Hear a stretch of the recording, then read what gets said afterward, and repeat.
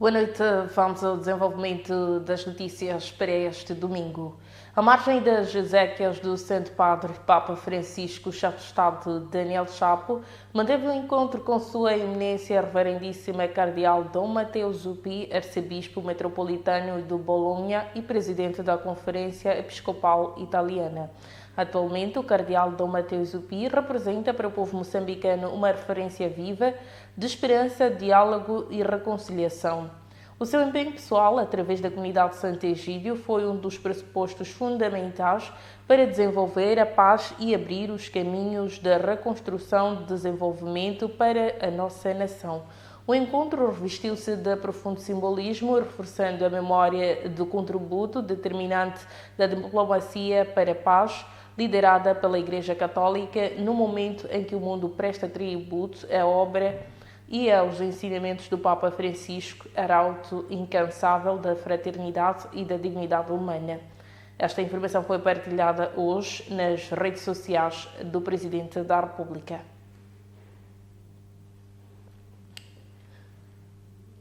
A Primeira-Ministra afirmou que o início das transações comerciais em África vão promover o desenvolvimento industrial, diversificação econômica, fortalecimento das cadeias de valor regionais e continentais.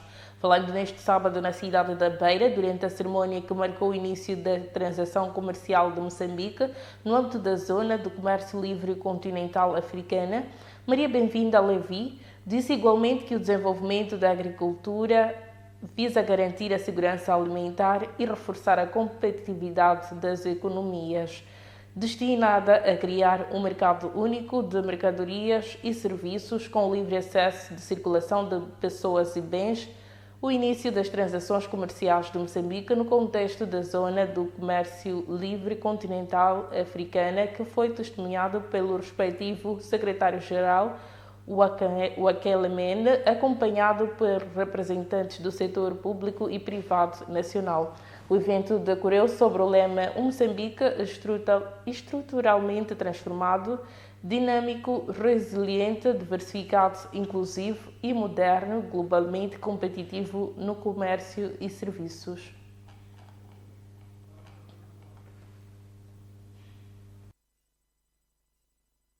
Com o desenvolvimento das notícias, o diretor-geral da Agência para a Promoção de Importações e Exportações, APEX, faz um balanço positivo da participação de Moçambique na Feira Internacional de Comércio do Zimbábue.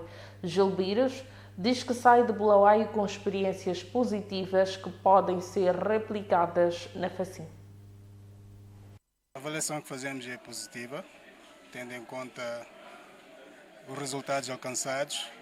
As feiras são sempre um espaço privilegiado para promovermos investimentos, oportunidades de negócios e, acima de tudo, a imagem do país como um destino de investimentos. E esta feira foi mais uma oportunidade para fazermos essa promoção. Basta lembrar que, à margem da realização da feira, tivemos a oportunidade de organizar uma mesa redonda de negócios. Foi um espaço para juntar empresários moçambicanos e do Zimbábue para discutirem oportunidades concretas de negócio. Isto é positivo, porque quando falamos de negócio, o setor privado tem um papel-chave. E vemos o Zimbábue como um país com grandes oportunidades que o empresariado nacional pode capitalizar, pode tirar proveito e, por esta via, reforçamos o nosso laço de cooperação com este país irmão. Sabes que Moçambique organiza também uma feira. O que mais lhe chamou a atenção nesta feira que podemos capitalizar como um ganho para a feira de Maputo? Bom, em primeiro lugar, foi uma oportunidade para também colhermos a experiência do Zimbábue na organização deste evento. Tiramos sempre proveito de alguns aspectos inovadores que cada país tem no que diz respeito à organização de feira, e porque estamos numa fase em que estamos a organizar a próxima edição da FACIM, foi igualmente uma oportunidade para colhermos algumas experiências e, ao mesmo tempo, convidamos os empresários de Zimbábue para a próxima edição da feira, que vai ter lugar, da nossa FACIM, que vai ter lugar no final do mês de agosto deste ano. Aspectos positivos são vários. Há que destacar, por exemplo, o caráter multifacetado desta feira, né? Para além de negócios, eles têm uma componente de literacia muito importante. Prestaram atenção a vários serviços públicos que também participam na exposição, como forma de mostrar os serviços que prestam, qual é a sua atribuição, eu diria, de forma resumida, é trazer ao público aquilo que cada instituição faz. E isso é extremamente positivo e eu acho que é algo que nós podemos capitalizar o nome da organização da próxima edição da feira. Pelo menos 30% das empresas vandalizadas e saqueadas durante as manifestações na província de Maputo já retomaram as atividades. A garantia foi dada pelo diretor provincial da Indústria e Comércio, Joel Nhacengo, que destacou o fato das empresas que não sofreram danos estarem a trabalhar a 100%, o que permite a recuperação económica nesta província do sul de Moçambique. Na sequência dos protestos pós-eleitorais em Moçambique, mais de 500 empresas foram vandalizadas e saqueadas, com maior incidência na província de Maputo, principal centro industrial do país. Segundo o diretor da Indústria e Comércio na província de Maputo, Joel Nhacengo, pelo menos 30% das empresas afetadas já retomaram as suas atividades. Só na cidade da Matola nós tínhamos pouco mais de 900 empresas vandalizadas. Neste momento estamos a cerca de 30% de recuperação. Em Boane também tínhamos cerca de pouco mais de 500 empresas vandalizadas. Neste momento estamos a cerca de 40%. Então, esses são indicadores que mostram que, de facto, a nossa província está firme e está a trabalhar no sentido de recuperar destas questões. O Fundo de Recuperação Econômica, recentemente lançado, é visto como um dos principais impulsionadores para a retoma da atividade empresarial a curto e médio prazos.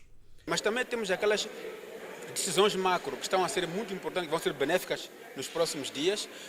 Referimos-nos, por exemplo, à decisão de criação do Fundo de Recuperação Econômica, por Sua Excelência Presidente da República, Daniel Francisco Chapo, mas também a iniciativa Fundo de Desenvolvimento Econômico Local, que brevemente serão mais uma valia para as micro, pequenas e médias empresas. O diretor provincial da Indústria e Comércio mostra-se otimista, apesar de reconhecer que a recuperação econômica total poderá levar mais tempo.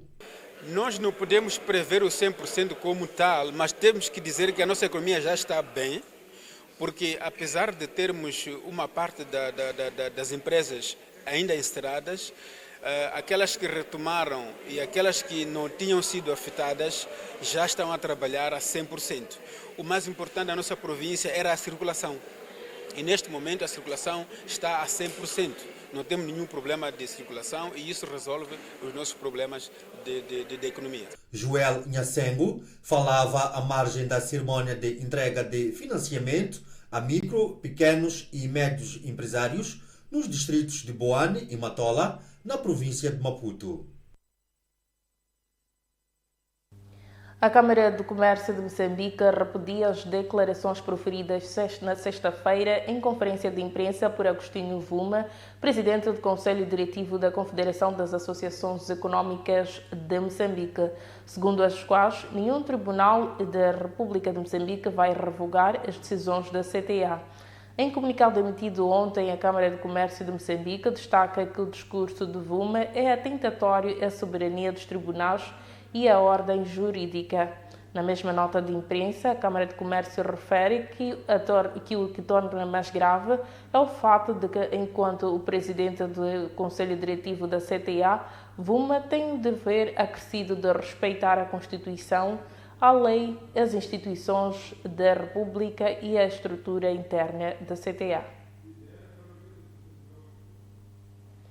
É a altura de observarmos uma curta pausa. Voltamos dentro de instantes com o desenvolvimento de outras notícias.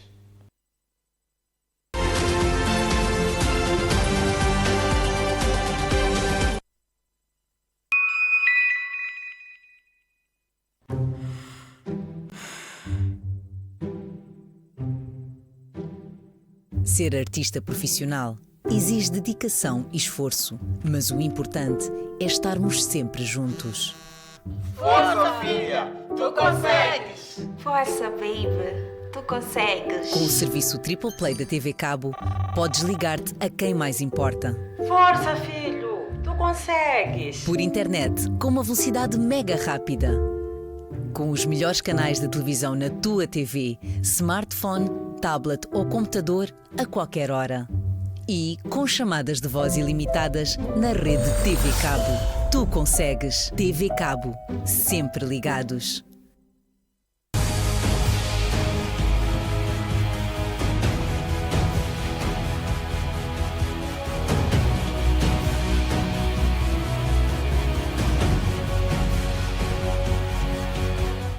O que eu gostaria de dizer era pedir que, da parte do governo, surgisse alguém para nos explicar a dimensão desta crise, porque já falamos disto há 3 semanas atrás. Tínhamos a expectativa de que, por estas alturas, o problema já estaria desbloqueado. Também tendo em conta as afirmações do governador do Banco de Moçambique de que não havia falta de divisas para a importação de combustíveis. Só que a situação piorou.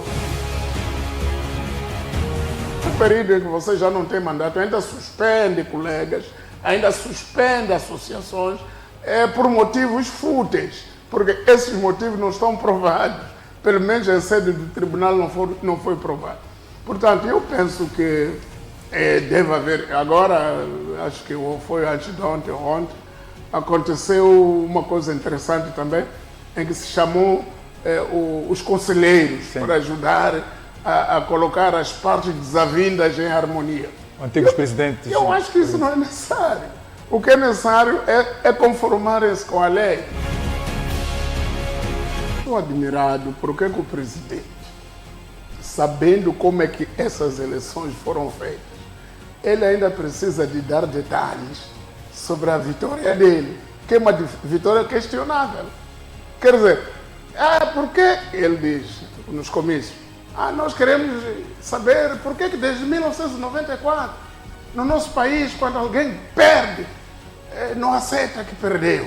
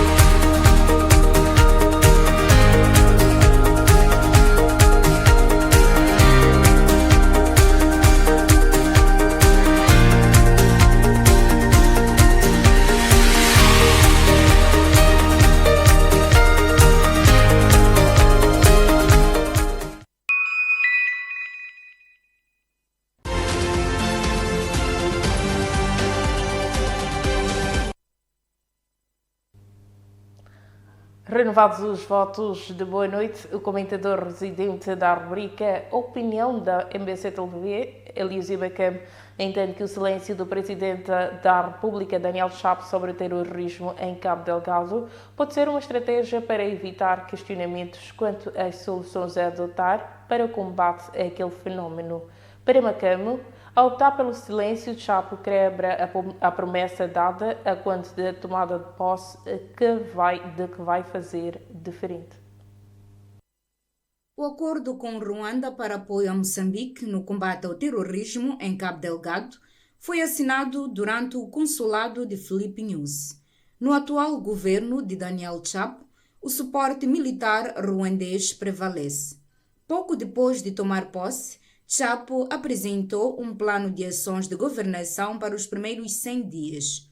Elísio Macamo analisou o documento, tendo alegadamente ficado surpreendido pelo fato do Presidente da República ter omitido a questão do terrorismo em Cabo Delgado. Cabo Delgado, fora de referências casuais, parece um não assunto. A população civil da província continua a ser acossada pela violência contra o Estado. Nas últimas semanas, houve relatos preocupantes de novos ataques a aldeias e povoamentos. Pessoas encontram-se em fuga ou têm de pagar resgates para serem libertas pelos que fazem esta violência contra o Estado. Macamo afirma que o silêncio não o surpreende.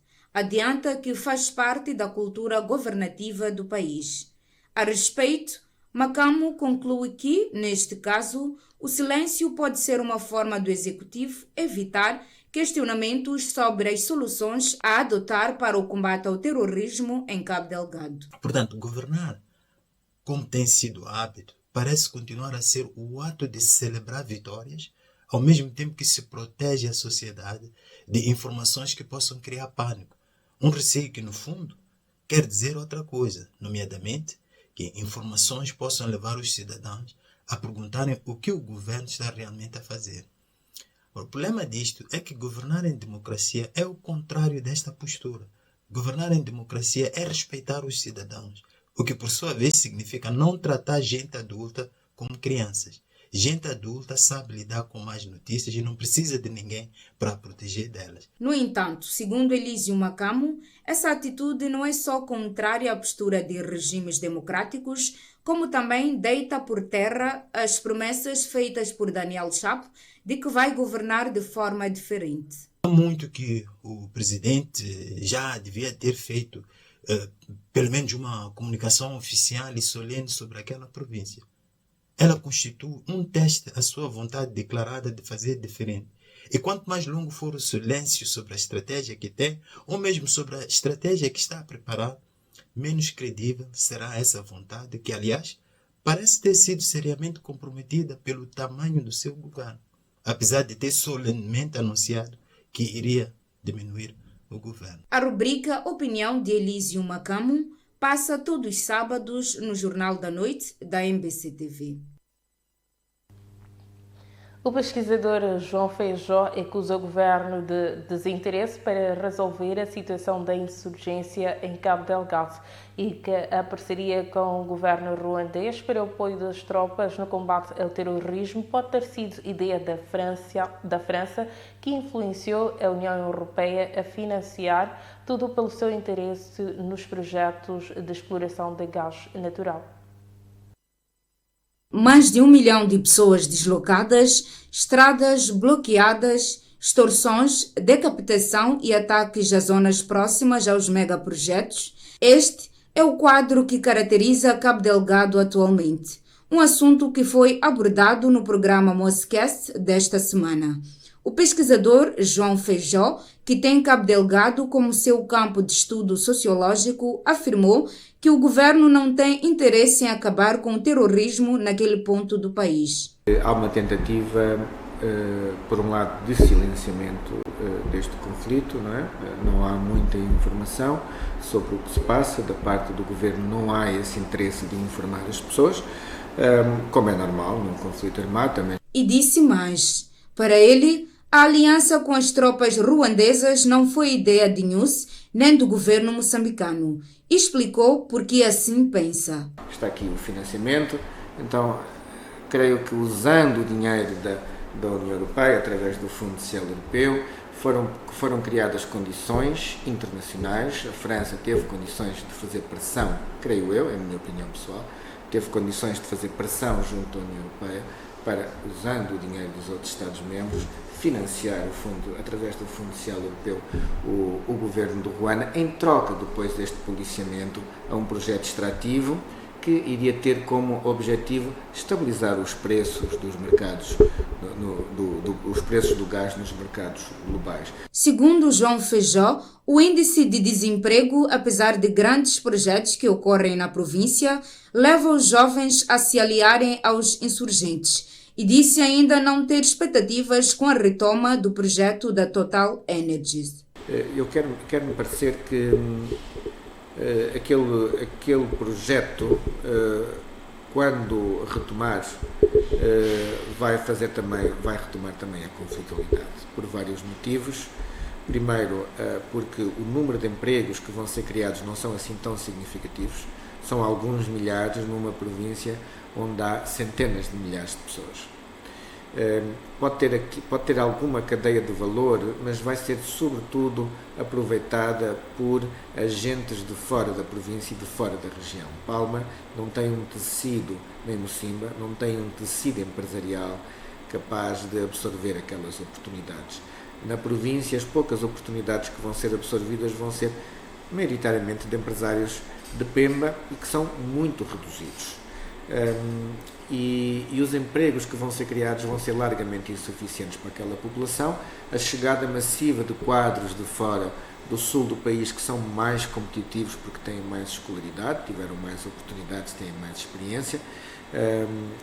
Vai criar um sentimento de desproteção por parte daquelas pessoas. Sobre os casos de violação dos direitos humanos que vêm sendo reportados por organizações da sociedade civil e humanitárias, Feijó disse haver falta de sensibilidade por parte dos governantes e sugere que o presidente da República se aproxime às vítimas e reconheça o erro. Refundação do Estado, reformas na economia e a realização de um grande debate nacional e inclusivo são sugestões avançadas pelo académico Severino Ngüenya para, segundo ele, dar-se respostas às reclamações das pessoas que se registaram desde a Guerra dos 16 anos. Ngüenya emitiu estas sugestões neste sábado no seu podcast semanal, desta vez dedicado ao tema Acordo de Paz e Risco. Eu estaria até de acordo que construíssemos um grande fórum, como aconteceu na África do Sul. Mas o objetivo da África do Sul não era fazer pagar pelo passado, não era a busca de verdade material, era a busca de uma reconciliação através de um reconhecimento do mal construído e vivido no passado, para que isso não se repetisse, para que uma sociedade de arco-íris que englobava brancos e pretos, indianos e chineses, etnias, religiões diferentes, pudessem viver juntos num futuro, um futuro co-construído, um futuro consensual. É isto que nós precisamos. Nós precisamos de uma sociedade transicional, precisamos de ultrapassar o ponto em que nós vivemos, mas precisamos de convocar um debate enorme no país, não tanto para olhar o nosso passado, para juntos dizermos o que é que temos que construir no futuro. É assim que eu entendo a pertinência daquele acordo entre os partidos políticos e talvez a correção mais importante esteja nesta necessidade de repensarmos e refundarmos um Estado. Refundarmos um Estado para que ele esteja Estado inclusivo de todos, pensado por todos, a benefício de todos. Temos que pensar na separação do Estado com os partidos. Temos que pensar na separação dos poderes. Temos que pensar na reforma profunda do nosso Estado. Mas temos que pensar também numa reforma profunda das nossas economias, para que os nossos recursos, o trabalho, seja benéfico para todos. É esta a verdade do futuro que é preciso construir.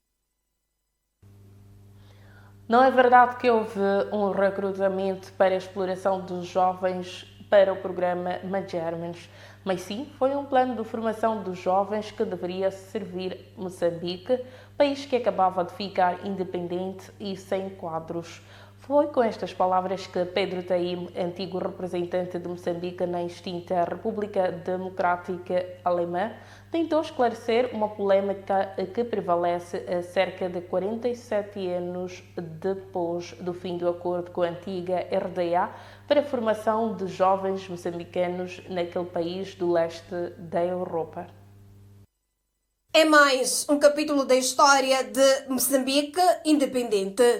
A fuga massiva de quadros que se registrou logo após a independência do país impôs desafios que exigiam respostas na reposição das perdas através de programas de formação massiva de quadros para manterem ativas várias frentes de atividades, sobretudo económicas. O acordo com a extinta República Democrática Alemã foi uma das saídas no programa que levou mais de 200 mil jovens moçambicanos à formação naquele país. Para muitos, incluindo os visados, o programa de formação foi visto como tendo sido de exploração de mão de obra barata. Convidado ao programa Moçambique 50 anos, Pedro Taimo, antigo representante de Moçambique na extinta República Democrática Alemã, procurou desfazer a polêmica. O que fazia nós naquele momento, primeiro, era que havia um alto sentido de patriotismo. Segundo, alto sentido de responsabilidade. Terceiro, havia disciplina. São esses assuntos que eu penso, são esses os passos que eu penso que nós conseguimos, né, cumprir. E também o fato de saber que as missões, você recebeu uma missão diretamente pelo presidente Samora, você próprio sentia orgulho. Então havia quase que competição entre nós como jovens. Entre as lembranças daquela época, Taimo destaca que o amor pela pátria era a característica principal dos jovens. Então, e o projeto dos 400 mil hectares, quem havia de vir fazer? Quem havia de vir? Isso era Cabo Delgado, Niassa. E a questão da indústria têxtil. O problema é que os objetivos da foi desviado. Houve essas destruições maciças e inviabilização daqueles projetos. É evidente, as pessoas depois vão dizer que era isso. Mas também penso que eu poderia dar aqui um episódio. Sabe que quando iam os jovens pela primeira vez, nós íamos fazer expensão, onde vão ficar. Quer dizer, verificar se o quarto tem casa de banho, se tem televisão, se tem um sítio onde eles vão comer. Envolvidos 47 anos, o ex-combatente aspira, sobretudo, por uma independência económica para o país e sustenta. Não vamos ficar satisfeitos com a independência política, porque isso não é nada. Quer dizer, é nada, é um começo. Mas a independência econômica. Há dias eu vi um projeto que foi lançado em Mavanza, na minha província, em Nimba, que é de processamento do gás e lá. Fiquei muito feliz. Fiquei satisfeito porque eu disse, afinal, é possível nós resolvermos os nossos problemas. E depois é um dever, se mantermos esse espírito de luta e essa unidade nacional e essa força, e retiramos a palavra eu, falarmos como nós, um coletivo, somos moçambicanos, nós, havemos de fazer muita coisa. O programa Moçambique 50 anos é exibido aos sábados e domingos, após o Jornal da Noite, aqui na MBC TV. Já esta terça-feira que Maputo acolhe o Women in Tech, evento da Business Connection Moçambique, que pretende reunir mulheres para discutirem temáticas de tecnologias.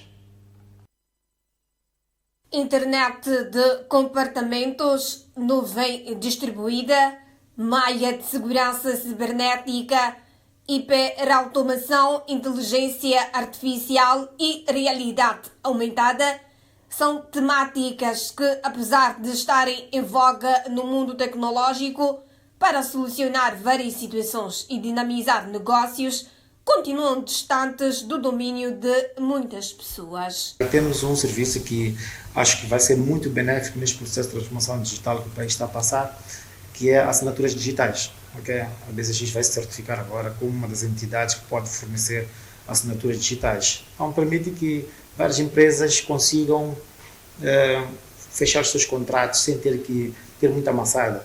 Ultimamente, nós temos que ir ao banco para fazer apresentar dados sobre a atualização dos nossos dados. Então, com as assinaturas digitais, vamos reduzir bastante o tempo que vai levar para as pessoas poderem fazer a sua atualização de dados e também haver este acordo entre empresas, para as empresas estrangeiras que não têm que mandar documentos pelo correio.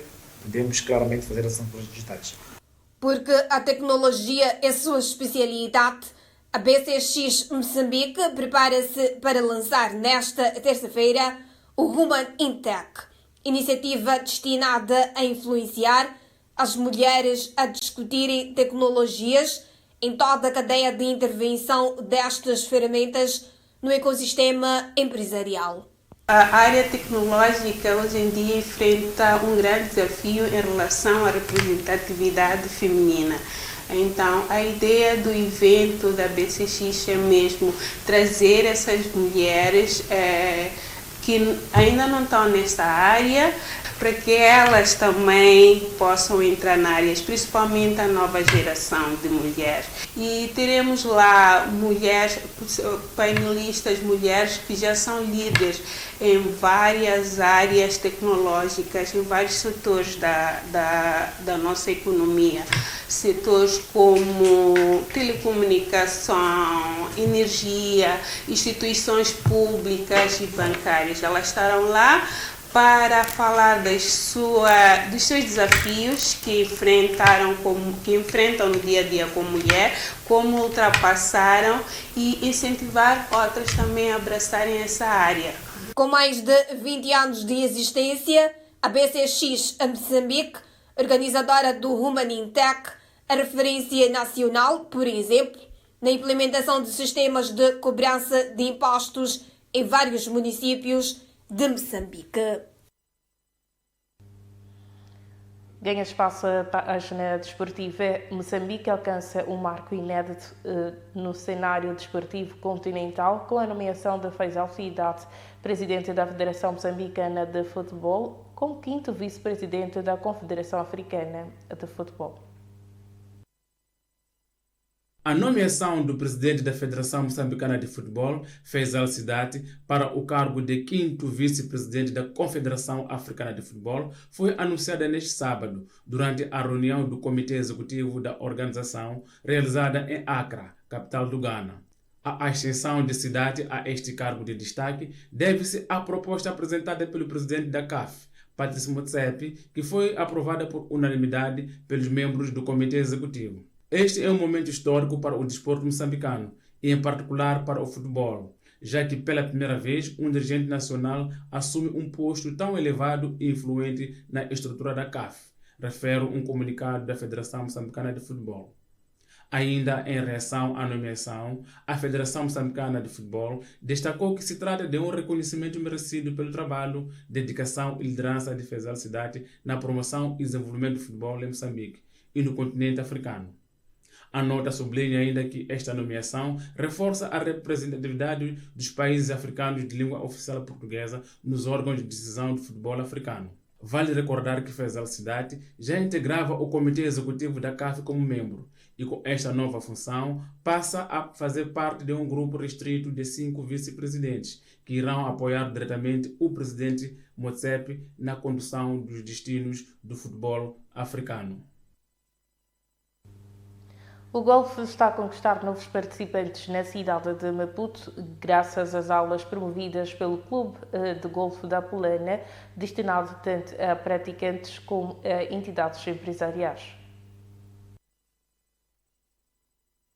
A prática do golfe está a ganhar cada vez mais espaço na arena desportiva nacional. Prova disso é a crescente adesão de pessoas singulares e instituições, como é o caso do Banco APSA, que se juntou recentemente ao projeto de ensino e promoção da modalidade. Em entrevista à MBC, o representante da Golf e Tourism MZ, Joseph Viagem, afirmou que a iniciativa de ensinar os princípios básicos do golfe é regular e veio para ficar. Nós estamos agora a desenvolver um projeto denominado Executive Golf Clinic.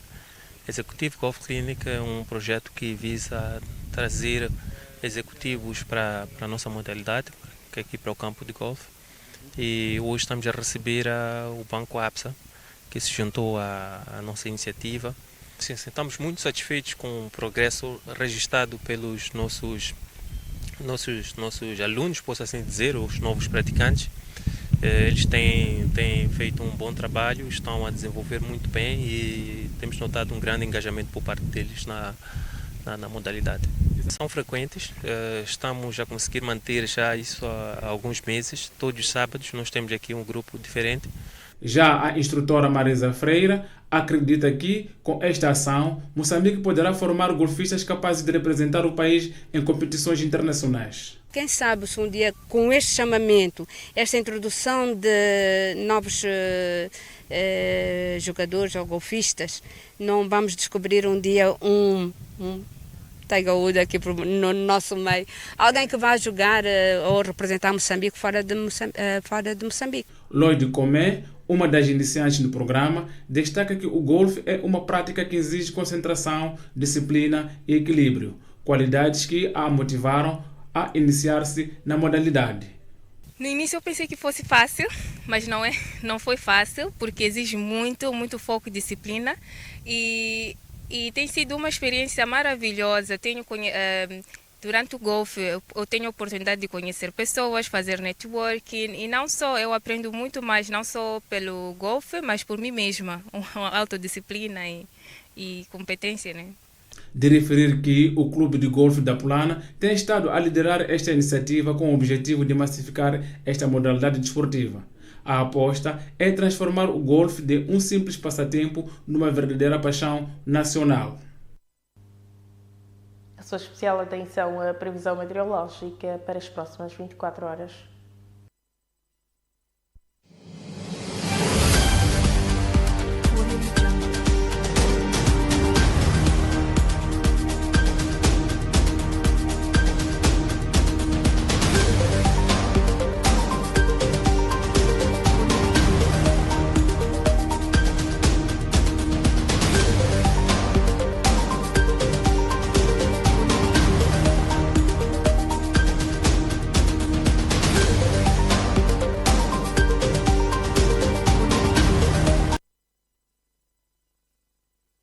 Fizemos assim a edição de domingo do Jornal da Noite. Somos gratos pela atenção dispensada. Temos encontro marcado amanhã, quando forem pontualmente 20 horas.